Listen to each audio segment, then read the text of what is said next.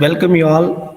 In this lecture, we are going to discuss one more experiment in our geotechnical engineering laboratory, that is determination of dry density of soils in place.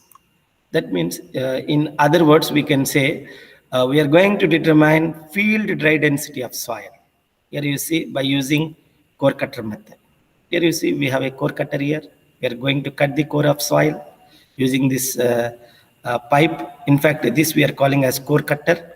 So what we are doing here, you see, in this method, we are going to push this core into the soil, and we are going to collect the soil sample. In fact, it has a definite volume. This particular core having diameter and height, from that we will get volume. We all know how to determine density. Density is equal to mass by volume. Here you can see in this picture mass of the soil inside the core cutter.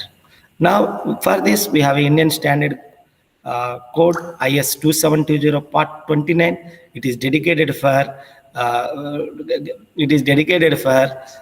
conducting in situ density test by using core cutter method. Now let us proceed now. Here this is a procedure. One can see now how we are determining field density. In other words, you can call field unit weight. So here you see, I already mentioned density. I'm sorry to use this rho m by v. If it is unit weight, I can write gamma w by v. Now here, in fact, we are determining gamma d. As we discussed in our previous lecture, gamma d is equal to gamma by 1 plus w. No doubt w is water content, also called moisture content of soil.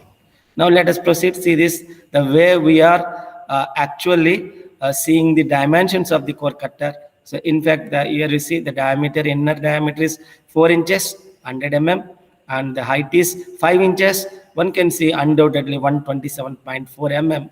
This is in fact 5 inches. 1 inch is 2.54 centimeter, 25.4 mm. So that's the story. Now let us see now the way we are conducting test. It is very easy, self-explanatory. One can easily understand. Now I will show you our case, the way our fellow students has done this experiment. So they have done initially density of soil by just now I mentioned mass of soil by volume of soil. So here you see diameter is 10 centimeters, height is 12.5. Whatever the core they have used, the height is 12.5. Now I am getting answer in centimeter cube, that is 981.74. Now actually let us see now mass of the can number. This is for determination of water content.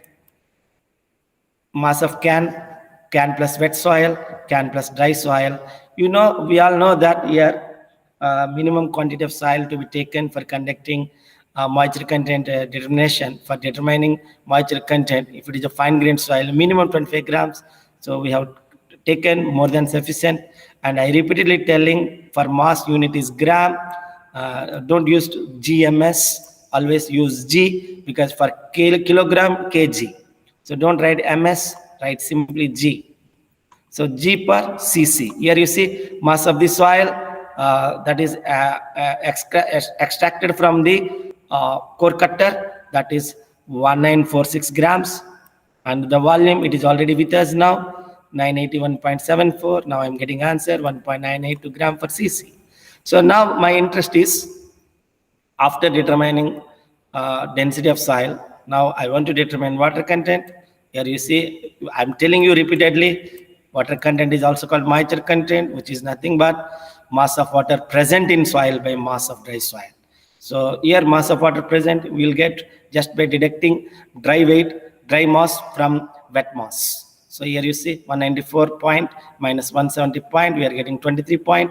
This is the mass of the water. Now I want mass of dry soil. So this is, we should be very careful when you are calculating mass of dry soil, because I have an observation mass of can plus dry soil. So we should deduct mass of can from this observation. So finally mass of dry soil is equal to mass of can plus dry soil minus mass of can. So 170 point minus 50.44, it is giving mass of dry soil now undoubtedly 119.91 gram. So now, determination of water content, mass of water present in soil by mass of fresh soil. So this is water content in decimals, but in fact, water content is expressed in percentage. That's why we should multiply with 100. Here you can see 19.76%. The last but not least, our interest is now rho d, because right now we discussed rho and also water content. Now our interest is to determine rho d. Rho d is equal to rho by 1 plus W. You can see our previous lecture on derivation between rho d, rho and W. So now rho d is equal to rho by 1 plus W. But all the students, please be careful, and when you are substituting water content, it should be in decimals. It is expressed in percentage, but when it comes to substituting in formula, it should be in decimals. Here it is 19.76, it seems to be, but write here 0.1976. Don't write 19.76. So always, when you are doing calculation, always write in decimals. When you are expressing, you can express in percentage. Okay, now 1.9822 by 1 plus 0.1976. Now it gives 1.655 gram per cc. So this is the dry density of soil. So the dry density of soil is very important. We are going to realize the practical application of density. So by knowing density, you can measure the stress in soil, because in the next chapter, chapter 4, we are going to discuss effective stress, total stress, where we will get sigma total stress is equal to gamma into Z. So you want to calculate stress at any depth Z from the ground surface. So in that case, how you will calculate stress? Sigma here is total stress. Total stress is equal to gamma into Z. So without having knowledge of unit weight, what we call density, it is very difficult to understand the stresses developed inside the soil due to its self weight. So gamma is such an utmost important parameter. So every civil engineer should have good knowledge on density and dry density of soil. So thank you all.